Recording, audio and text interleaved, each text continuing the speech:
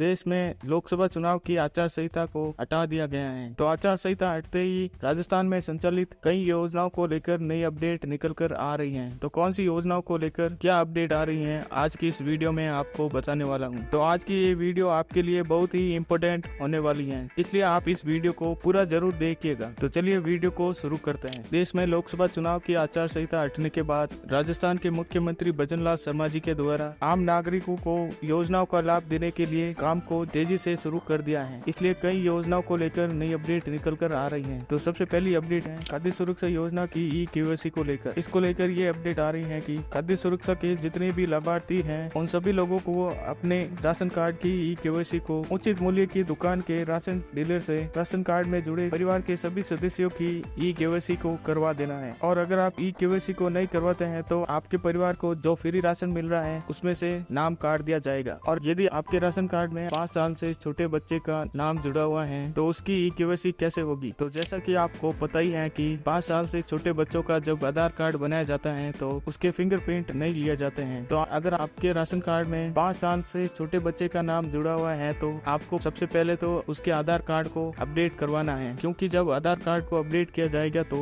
उसके दोनों हाथों के फिंगरप्रिंट लिए जाएंगे। और ये काम आपको जल्द से जल्द कर देना है, जिससे कि आधार कार्ड अपडेट होते ही राशन डीलर के द्वारा उस बच्चे की ई-केवाईसी को किया जाएगी। और एक इम्पोर्टेंट बात बता दूं, जिनका राशन कार्ड बना हुआ है और उसको फ्री राशन मिल रहा है उन लोगों को ही ई-केवाईसी को करवाना है, और जिनको राशन नहीं मिल रहा है उन लोगों की केवाईसी नहीं होगी। और इसके साथ ही कई लोगों ने कमेंट करके पूछा था कि पालनार योजना और पेंशन योजना, इन दोनों योजनाओं का पैसा नहीं आ रहा है, कब तक आएगा। इन दोनों योजनाओं के पेमेंट को लेकर एक नई अपडेट निकल कर आ रही है, इसकी जानकारी वीडियो में आके आपको बताऊंगा, तो आप इस वीडियो को पूरा जरूर देखिएगा। इसके साथ ही अगली अपडेट की बात करें तो अगली अपडेट है पीएम किसान सम्मान निधि योजना को लेकर। इस योजना की 17वीं किस्त को लेकर एक नई अपडेट निकल कर आ रही है। पीएम मोदी जी के द्वारा 17वीं किस्त के लिए फाइल पर साइन कर दिए हैं और इसकी डेट भी जारी हो गई है। जैसे कि मैंने आपको पहले भी कई वीडियो में बताया भी था कि जून महीने में ही पीएम किसान सम्मान निधि योजना की 17वीं किस्त को जारी किया जाएगा, क्योंकि पीएम किसान सम्मान निधि योजना की 17वीं किस्त इसी हफ्ते में आपके बैंक खाते में डाल दी जाएगी। और आपको बता दूं कि 17वीं किस्त का लाभ लेने के लिए आपने जो पीएम किसान सम्मान निधि योजना का फॉर्म भर रखा है उसके अंदर आपकी सभी डिटेल कंप्लीट होनी चाहिए, तभी आप लोगों को 17वीं किस्त का लाभ मिलेगा।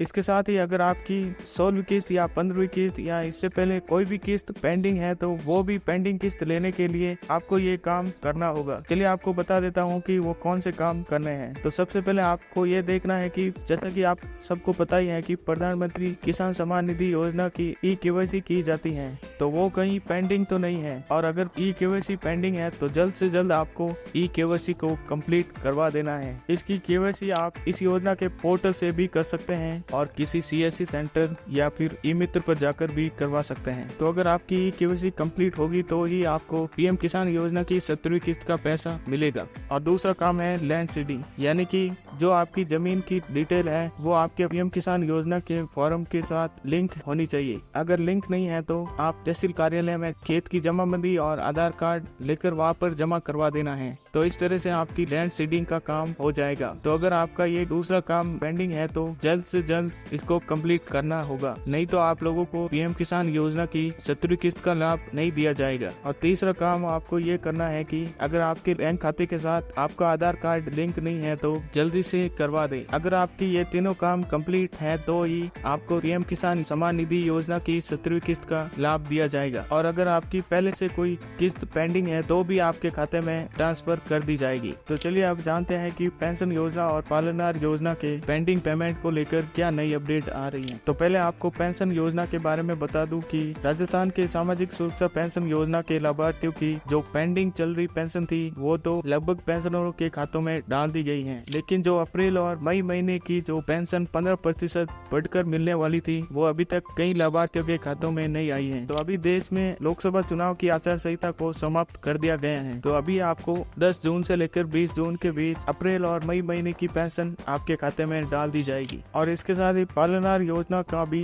जो पेमेंट है वो काफी महीनों से पेंडिंग चल रहा है। तो कई लाभार्थियों ने हमें कमेंट करके बताया था कि पिछले 9 महीने से पालनार योजना का पैसा अभी तक उनको नहीं मिला है। तो पालनार योजना के लाभार्थियों को जानकारी दे दूं कि अभी लोकसभा चुनाव की आचार संहिता हट गई है, तो अभी राजस्थान सरकार द्वारा आपके सभी पेंडिंग पेमेंट को आपके खाते में डाल सकती है। वैसे इसको लेकर कोई अपडेट तो नहीं है, लेकिन फजललाल शर्मा जी के द्वारा कई योजनाओं के पेंडिंग पेमेंट को लाभार्थियों के खातों में डाला जाएगा। तो हो सकता है कि पालनहार योजना के लाभार्थियों के भी पेंडिंग पेमेंट को जारी किया जा सकता है। तो आप ज्यादा से ज्यादा कमेंट करके बताइएगा कि पेंशन योजना और पालनहार योजना के आपके कितने महीनों के पेमेंट पेंडिंग में चल रहे हैं। तो चलिए वीडियो को यहीं पर समाप्त करते हैं, और अगर आपको ये वीडियो अच्छी लगी हो तो वीडियो को लाइक शेयर करना ना भूलें, और अगर आप हमारे चैनल पर नए हैं तो चैनल को सब्सक्राइब करके नोटिफिकेशन बेल को ऑल पर कर लें, क्योंकि हमारे चैनल पर ऐसी योजनाओं की नई अपडेट मिलती रहती है। चलिए मिलते हैं एक और नई अपडेट के साथ।